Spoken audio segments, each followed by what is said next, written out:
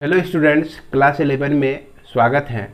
जैसा कि आप लोगों को याद होगा कि पिछले लेक्चर के माध्यम से linear inequation in one variable हम लोग देख चुके हैं और उसमें बहुत सारे प्रॉब्लम हम बना चुके हैं। तो उस चैप्टर को मैंने बेहद डिटेल वे में आप लोगों को बताया है, क्योंकि वो जो चैप्टर था आप लोगों के लिए बिल्कुल नया था, इसीलिए मैंने उसमें कंजूसी नहीं की है और एक्सरसाइज के मैक्सिमम प्रॉब्लम को हमने सॉल्व कर दिया है। आप उसे ज़रूर देख लें। आइए अब शुरू होते हैं हम लोग R S. Agarwal maths book class 11 का 7वां चैप्टर, जो लीनियर इनइक्वेशंस ही हैं, लेकिन यह आपका दो वेरिएबल्स का है। तो लीनियर इक्वेशन याद कीजिए बच्चों, आप लोग ऑलरेडी क्लास 9 में पढ़ चुके हैं लीनियर इक्वेशन। लीनियर इक्वेशन क्या होता है? आपको यदि लीनियर इक्वेशन याद होगा तो याद कीजिए, an equation of the form A x plus B Y plus C equal to 0 is called linear equation in two variable. अब क्या किए, हम इस इक्वल टू के बदले में ग्रेटर देन पुट कर दिए या लेस देन पुट कर दिए, या ग्रेटर देन और equal to less than put कर दिए, या लेस देन और इक्वल टू ये इनइक्वलिटी को रख दिए। तो यही आपका बन गया linear in equation in two variable. तो इसलिए इसको हम डिफाइन कर सकते हैं इस तरह से, चाहे तो आप अपनी कॉपी में लिख लीजिए, लेकिन समझने के लिए मैंने यह लिखा है कि the statement of inequality of the form, है ना, क्या कि a x plus B Y plus c greater than 0, फिर ग्रेटर देन इक्वल टू 0, फिर लेस देन 0 इसी जगह डाल दिए। इक्वेशन हमारा सेम है और लेस देन और इक्वल टू 0, जैसा कि हमने यहाँ पे आपको बताया। तो यही चीज़ जो होता है linear inequations in two variable x and y होता है। ये आपको बुक में भी डेफिनेशन सेम यही चीज़ लिखा हुआ मिलेगा।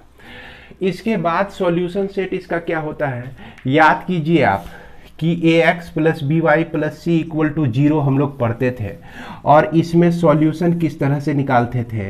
एक्स का वैल्यू अपने मन से कुछ पुट करते थे, वाई का वैल्यू प्राप्त होता था, एक्स का वैल्यू कुछ दूसरा रखते थे, फिर वाई का वैल्यू निकालते थे। तो इस तरह का जब वैल्यू हम इसमें भी डाल के निकालते हैं ना, तो वो जो होता है आपका सॉल्यूशन होता है। तो इसलिए कह सकते हैं सॉल्यूशन ऑफ सेट को कि the set of all ordered pair in which satisfy the given inequation is called the solution set of the inequation. तो इनइक्वेशन के लिए जो भी ऑर्डर्ड पेयर है जो उसको सेटिस्फाई करता हो, वो उसका सॉल्यूशन हो जाता है। इसके बाद ग्राफ ऑफ लीनियर इनइक्वेशंस का भी होगा भाई। तो लीनियर इक्वेशन का ग्राफ होता ही था, तो लीनियर इनइक्वेशंस का भी ग्राफ कुछ न कुछ होता है। अब जैसे देखिए कि यह जो आपका लीनियर इनइक्वेशंस के कुछ एग्जांपल हम ले सकते हैं, जैसे x plus Y greater than 5 ले लिए, 2x plus 3x less than और इक्वल टू 12 ले लिए, अब 4x plus Y greater than और इक्वल टू 8 ले लिए। तो ये सब जो है आपका क्या हो गया, लीनियर इनइक्वेशन हो गया। इसको हम लोग इस तरह से स्टैंडर्ड फॉर्म में लिख सकते हैं। 12 को लेफ्ट साइड ले आएंगे तो -12 हो जाएगा, तो इस फॉर्म में आ जाएगा आपका, इस स्टैंडर्ड फॉर्म में आ जाएगा ये। इसके बाद इसको जो चाहते हैं 5 को लेफ्ट साइड ले आइए, तो यह भी आपका किस स्टैंडर्ड में आ जाएगा, इस फॉर्म में आ जाएगा। तो इसका अब हम लोग ग्राफ कैसे ड्रॉ करते हैं, इसके बारे में हम लोग चर्चा करेंगे। और इसका ग्राफ ड्रॉ कर लीजिए, बस हो गया काम खत्म। तो इसके ग्राफ ड्रॉ करने के लिए जो जो खास नियम है, सबसे पहला क्या नियम है कि यहाँ पर जानिए कि लीनियर इक्वेशन क्लास 10 में जो पढ़ते थे वो एक लाइन को रिप्रेजेंट करता था, लेकिन लीनियर इनइक्वेशंस जो है यह आपका प्लेन को रिप्रेजेंट करता है। किसको प्रेजेंट करता है, रिप्रेजेंट करता है प्लेन को, और वो भी प्लेन में हाफ प्लेन को रिप्रेजेंट करता है। तो यहाँ पे याद रखिए, इस चीज़ को नोट कीजिए, ये लीनियर इनइक्वेशंस का अगर हम लोग ग्राफ खींचते हैं तो यह कार्टेशियन प्लेन में जो होता है, कार्टेशियन प्लेन कहने का मतलब कि ये एक्स और वाई एक्सिस, ये एक्स और वाई एक्सिस, इसमें इसका जहां भी ग्राफ लाइन बनता है वह पूरे हाफ प्लेन को रिप्रेजेंट करता है। ये किसको रिप्रेजेंट करता है? हाफ प्लेन को रिप्रेजेंट करता है। और जो हम लोग क्लास 10 में पढ़ते थे, x plus Y equal to 5 या 2x plus 3y equal to 12 हो या 4x plus Y equal to 8 हो, तो ये सब जो है सिर्फ लाइन को रिप्रेजेंट करता था। वो भी कैसा लाइन? स्ट्रेट लाइन को रिप्रेजेंट करता था। तो यही दोनों में अंतर हो जाता है। इस बात को दिमाग में रखिए कि लीनियर इनइक्वेशंस जो है हाफ प्लेन को रिप्रेजेंट करता है। अब जो है लीनियर इनइक्वेशंस को हम लोग सॉल्व कैसे करते हैं? तो सॉल्व करने के लिए क्या होता है, कुछ कुछ नियम है। जैसे कि पहला नियम में कहता है किसी भी लीनियर इक्वेशन को इक्वेट कीजिए 0 के बराबर और उसको लीनियर इक्वेशन समझ के आप कुछ कुछ पॉइंट निकालिए, यानी कि उसका सॉल्यूशन निकाल लीजिए। अब फिर उसके बाद क्या करते हैं कि 0 0 अगर सेटिस्फाई करता है तो हाफ प्लेन जो होता है 0 के तरफ होता है। अगर 0 0 को सेटिस्फाई नहीं करता है यह लीनियर इनइक्वेशन, तो यह हाफ प्लेन अवे फ्रॉम 0 होता है। जैसे यहाँ पर देखिए कि इसके लिए हम 0 0 एक पॉइंट लिए, है ना। तो 0 प्लस 0 ग्रेटर देन 5, ये 0 ग्रेटर देन 5, क्या 0 ग्रेटर देन 5 है? यह ट्रू होगा, यह फॉल्स होगा। तो यह जो है आपका फॉल्स होगा। अगर यह फॉल्स आ गया तो कहेंगे नॉट सेटिस्फाइड। सेटिस्फाइड, इसको अभी समझिए सिर्फ। अब फिर इसमें 0 0 रख के देखते हैं, इसमें भी 0 0 रख के देखते हैं, दूसरे वाला इक्वेशन में भी। तो 2 इंटू 0 तो 0 ही हुआ। अब फिर 3 इंटू 0 तो 0 ही हुआ। यह लेस देन और इक्वल टू 12। तो देखिए तो बच्चों यह क्या है आपका? ट्रू है ना। 0 निश्चित रूप से 12 से छोटा है, तो क्या हो गया? यह ट्रू हो गया। ट्रू हो गया तो यहाँ 0 0 जो है सेटिस्फाइड होता है, सेटिस्फाइड होता है ना। 0 0 को सेटिस्फाई करता है। इसके बाद इसमें देखिए, अगर हम इसमें 0 0 रखते हैं, इसमें अगर x और y के जगह पे हम 0 0 रखते हैं तो 0 plus 0 greater than equal to 8 और 0 ग्रेटर देन इक्वल टू 8 के क्या हुआ? ये फॉल्स हुआ ना भाई। 0 कैसे बड़ा हो जाएगा 8 से? 0 तो हमेशा 8 से छोटा होता है, तो यहाँ आप कह रहे हैं बड़ा होता है, तो फॉल्स ही इसको कहेंगे। तो ये हो गया नॉट सेटिस्फाइड, है ना। नॉट सेटिस्फाइड, सेटिस्फाई नहीं हुआ, इसका मतलब हिंदी में संतुष्ट या नहीं हुआ। जब संतुष्ट नहीं हुआ, किससे संतुष्ट नहीं हुआ? 0 0 से संतुष्ट नहीं हुआ। यह भी 0 0 से संतुष्ट नहीं हुआ, है ना। अब देखिए कि जो 0 0 से संतुष्ट हुआ, जो 0 0 से संतुष्ट नहीं हुआ, उस दोनों में क्या अंतर है?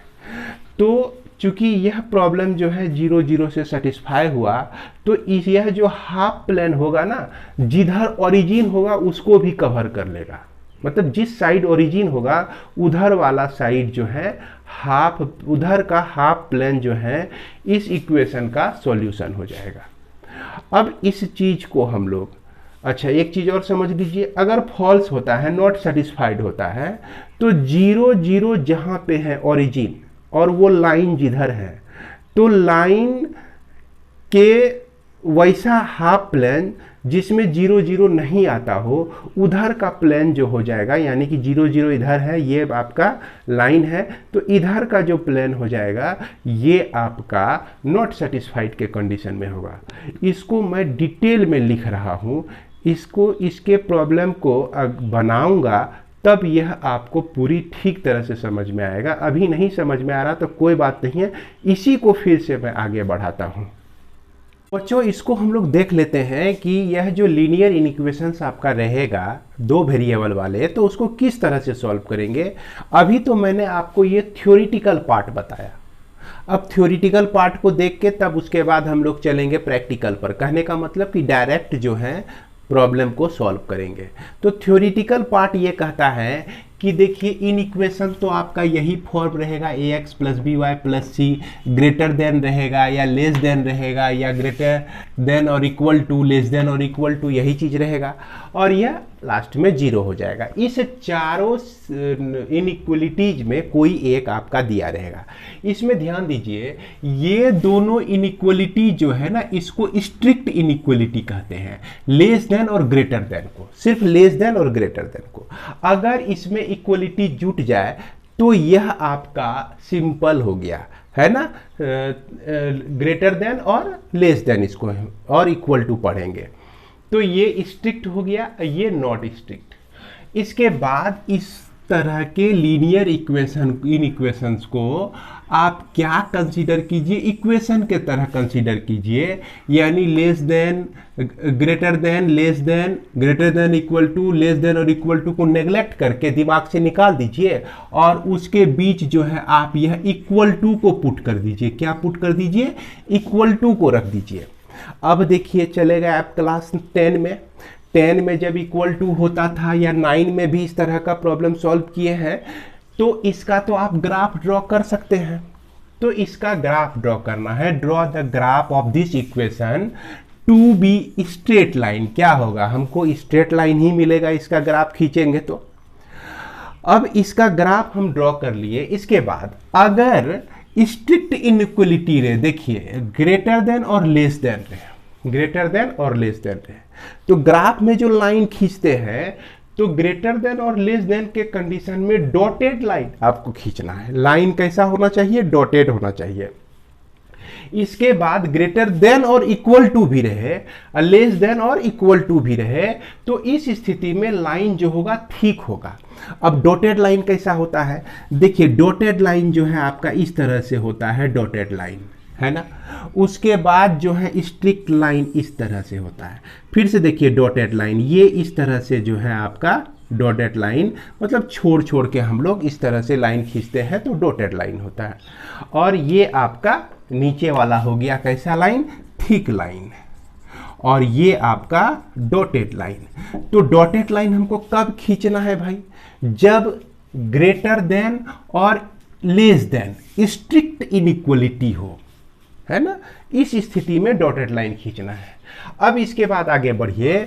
This line divides the plane into two equal parts. यही लाइन जो है डिवाइड कर देता है किसी प्लेन को दो पार्ट्स में। कैसे?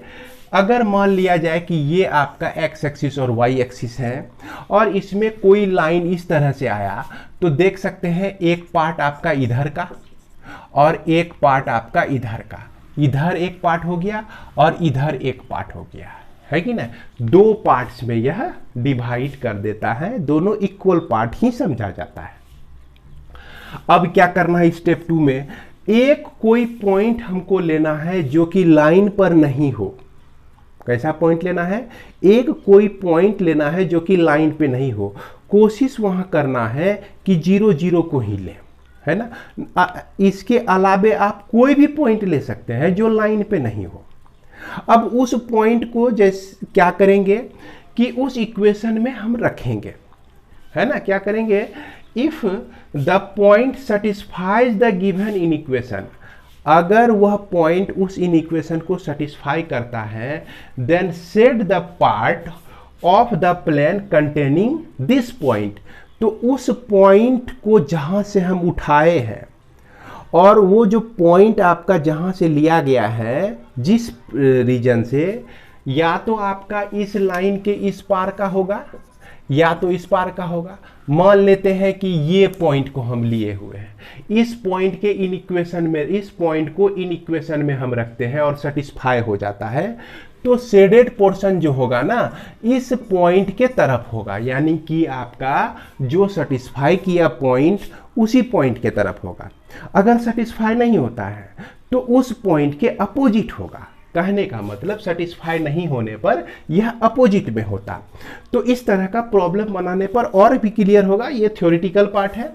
अब देखिए अदरवाइज अगर ऐसा नहीं हो तो शेडेड पोर्शन जो है अदर पार्ट में होता है। तो ये तो था इसका थ्योरी, है ना।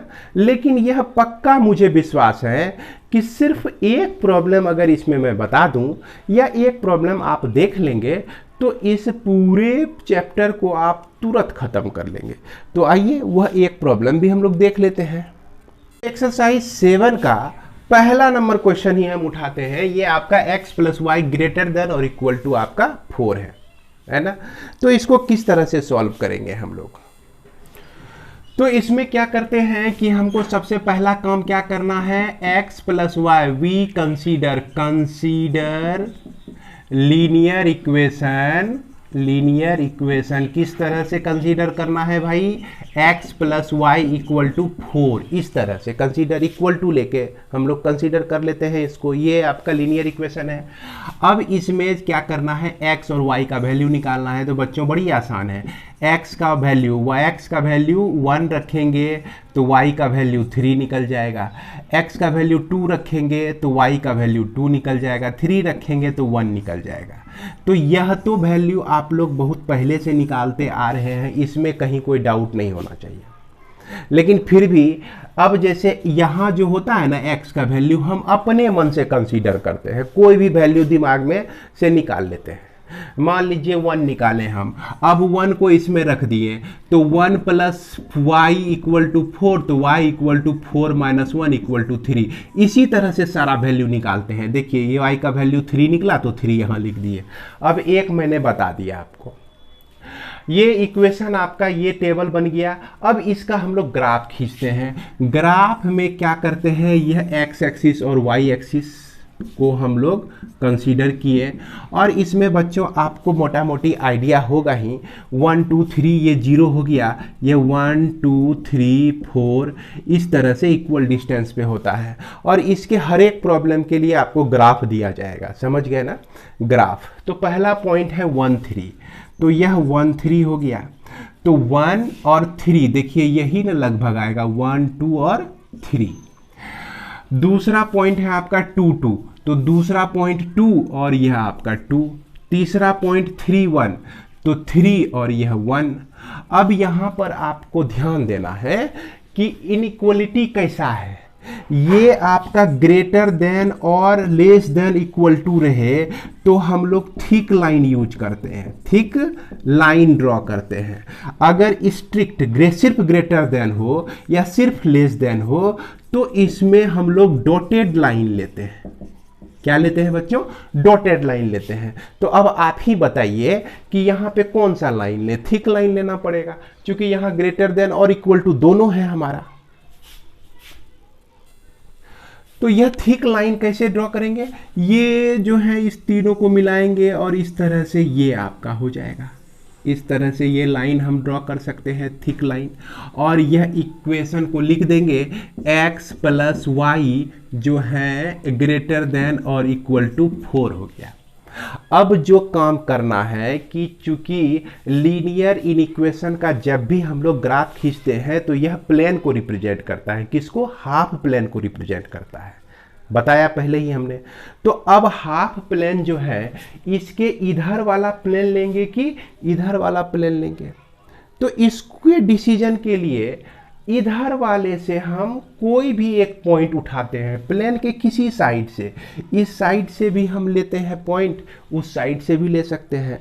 अगर संभव हो तो 0 0 0 ही लेना है, ओरिजिन ही लेना है। तो अब यहाँ पे हम लोग लिखते हैं कि when we take 0 0 ओरिजिन लेते हैं। तो ओरिजिन जब लेते हैं तो 0 + 0 फ्रॉम इक्वेशन फर्स्ट से, ये इक्वेशन फर्स्ट से 0 + 0 ग्रेटर देन इक्वल टू 4, तो 0 ग्रेटर देन इक्वल टू 4 ये क्या हो गया, फॉल्स हो गया कि नहीं भाई, ये फॉल्स हो गया। इसका मतलब क्या हो गया कि 0 0 इस इन इक्वेशन को सेटिस्फाई नहीं किया। है ना। द क्या लिखेंगे, the given in equation not satisfied by 0 0। जब यह सेटिस्फाइड नहीं हुआ तो क्या करेंगे, हाफ प्लेन जो हो जाएगा ये किधर हो जाएगा, अवे फ्रॉम द ओरिजिन के तरफ नहीं आएगा। अगर ओरिजिन को सेटिस्फाई करता तो यह प्लेन जो है इधर वाला हाफ प्लेन लेते, लेकिन 0 0 को सेटिस्फाई नहीं किया, इसीलिए यह प्लेन जो है इसके ऊपर वाला पे लेंगे। यानी कि इसका जो है इस साइड में हम इस तरह से यहाँ पर इस तरह से डॉटेड करके यह शेडेड पोर्शन हम लोग दिखा देंगे इस तरह से, है ना। ये हो गया आपका शेडेड पोर्शन। यही रीजन जो हो गया ना, इधर वाला रीजन, यही रीजन आपका हो गया x + y > 4 हो गया। तो इस तरह से ये हाफ प्लेन किसके लिए बना, यह x + y > 4 के लिए बन गया। एक एग्जांपल और देखते हैं हम लोग। तो एक्सरसाइज 7 में question number 5, 3x + 2y greater than क्या है भाई आपका 6 है, ये दिया गया है। तो क्या करना है, कंसीडर 3x + 2y = 6 ले लेना है हमको। अब इसको सॉल्व करना है, x का वैल्यू और y का वैल्यू। अगर x का वैल्यू 0 रखते हैं तो इसमें क्या रखें, 0 रख दिए, तो 3 × 0 0 हो गया। y का वैल्यू देखिए क्या निकल जाएगा, y का वैल्यू 3 निकल जाएगा। अगर y का वैल्यू इसमें 0 रखते हैं तो y का वैल्यू यहाँ पे 0 रख दिया, तो 3x = 6, तो x = 6/3 यानी कि यह 2 निकल जाएगा।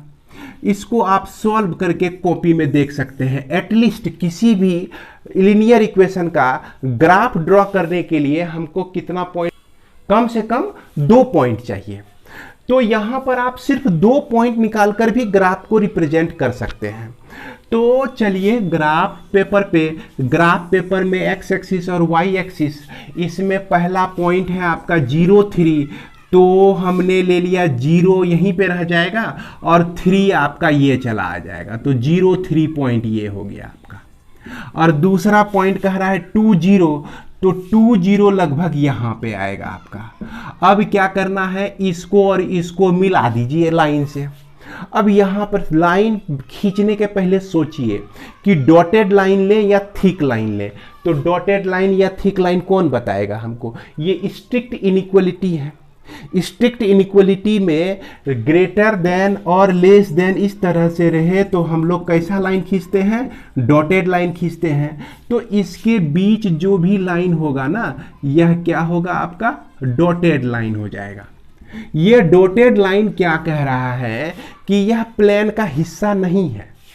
ये डॉटेड लाइन क्या कह रहा है कि इसके द्वारा, इस इक्वेशन के द्वारा जो भी प्लेन, चाहे इधर वाला प्लेन या उधर वाला प्लेन, तो जो भी प्लेन हमको मिलेगा उस प्लेन का हिस्सा यह लाइन नहीं है। अगर थिक लाइन दिया गया है तो वह प्लेन का हिस्सा है। अब देखते हैं कि 0 0 हमारा यहाँ पे है। इसमें क्या करते हैं हम लोग, वी टेक ए पॉइंट 0 0। तो चूंकि 0 0 जो है इस लाइन पर नहीं है, इसीलिए अगर संभव हो तो 0 0 भी ले सकते हैं, और नहीं चाहे तो हम यहाँ पर जैसे है ना -1 और 0, तो -1 0 को भी ले सकते हैं। यहाँ पर देखिए ये 0 और -1 है, इस पॉइंट को भी ले सकते हैं। इसके बाद देखिए -2 और -2 देखिए इधरे ना आएगा, तो इस पे नहीं है -2 तो इसको भी ले सकते हैं, किसी भी पॉइंट को ले सकते हैं। तो यहाँ और भी सहूलियत के लिए हम 0 0 को ही लेते हैं, लेकिन आप ले सकते हैं किसी भी पॉइंट को। तो यह 0 0 को लिए। अच्छा, एक पॉइंट और हम -2 को लेकर भी कंसीडर करेंगे बच्चों, ठीक ना, -2 को लेकर भी कंसीडर करेंगे। 0 0 जब हम इसमें रखते हैं तो 3 × 0 + 2 × 0 ग्रेटर देन 6, तो 0 ग्रेटर देन 6, तो ये क्या हो गया, फॉल्स हो गया ना। क्या हो गया, फॉल्स हो गया। तो हाफ प्लेन जो होगा हमारा क्या होगा, away from the origin, origin के अपोजिट होगा, है कि नहीं, ये ओरिजिन को इंक्लूड नहीं करेगा, यानी कि जीरो दिस इनइक्वेशंस, यह जो इनइक्वेशंस हैं नॉट सेटिस्फाइड बाय 0 0, 0 0 से सेटिस्फाई नहीं हुआ, तो इसीलिए यह प्लेन जो हो जाएगा ना आपका किधर हो जाएगा, 0 0 से दूर हो जाएगा, यानी कि 0 0 को इंक्लूड नहीं करेगा। यही प्लेन आपका इधर हाफ प्लेन को यह रिप्रेजेंट करता है। तो इस तरह से यह जो प्लेन आपका हो गया 3x + 2y ग्रेटर देन 6 हो गया। इसके बाद आप चाहे तो यह 2 2 को भी रख के देख सकते हैं, -2 और -2 को देखिए, 3 × -2 तो -6 हुआ, और 2 × -2 तो -4 हुआ, और ग्रेटर देन 6 है तो ग्रेटर देन 6, तो देखिए -10 ग्रेटर देन 6, देखिए यह भी तो फॉल्स ही आया, फॉल्स ही आया। कोई भी पॉइंट ले लीजिए इधर, सबके लिए यह फॉल्स हो जाएगा, और इधर का कोई भी पॉइंट लीजिए आप, यह उसके लिए ट्रू हो जाएगा। देख सकते हैं, जैसे देखिए इधर यहां 3 और 3 3 तो इसी में ना है पॉइंट आपका, 3 3 इसमें है, 3 3 को इसमें रख के देखते हैं, तो 3 × 3 प्लस 2 × 3 तो 2 × 3, और यह ग्रेटर देन 6, देखिए 9 प्लस 6 ग्रेटर देन 6, यह 15 ग्रेटर देन 6, ये देखिए ट्रू आया ना। तो जिस धर के पॉइंट के लिए ट्रू आता है हाफ प्लेन उधर ही होता है, याद रखिए इसको। अब फाइनली लाइन के जिस साइड का पॉइंट लिए उस साइड के पॉइंट के लिए ट्रू हो गया, तो वह हाफ प्लेन जो होगा उसी पॉइंट को डुबाते हुए रहता है, मतलब कि उसी पॉइंट के तरफ होता है। तो इस चीज को दिमाग में रखेंगे, है ना। अब इसके बाद जो है इसी तरह का प्रॉब्लम हमारा देखिए 1 से लेकर 6 तक है। उम्मीद करते हैं एक्सरसाइज 7 के प्रॉब्लम 1 से लेकर 6 तक को आप सॉल्व कर लेंगे। 7 से जो प्रॉब्लम है ना, एक्सरसाइज 7 का क्वेश्चन नंबर 7 से, उसमें 2 इनइक्वेशंस को एक साथ मिला दिया गया है। तो अब अगले वीडियो में हम लोग देखेंगे कि 2 इनइक्वेशंस को एक साथ मिलाकर कैसे ड्रॉ करते हैं। तो यह भी बहुत बड़ी चीज नहीं है ना। बस इसमें होता क्या है कि अभी तो हमने एक ही इनइक्वेशंस को एक ग्राफ पेपर पे ड्रॉ किया, उस समय क्या करना है 2 3 4 इनइक्वेशंस को एक ही ग्राफ पेपर पे सॉल्व करके दिखा देना है। तो इसमें भी हम लोग कुछ प्रॉब्लम को सेलेक्ट करेंगे और आपको हम बताएंगे। बस इसी के साथ अब इस वीडियो को विराम देता हूं। मिलते हैं हम लोग अगले वीडियो में लीनियर इनइक्वेशंस इन 2 वेरिएबल के साथ। तब तक के लिए बच्चों धन्यवाद, अपना ध्यान रखिए, खुश रहिए।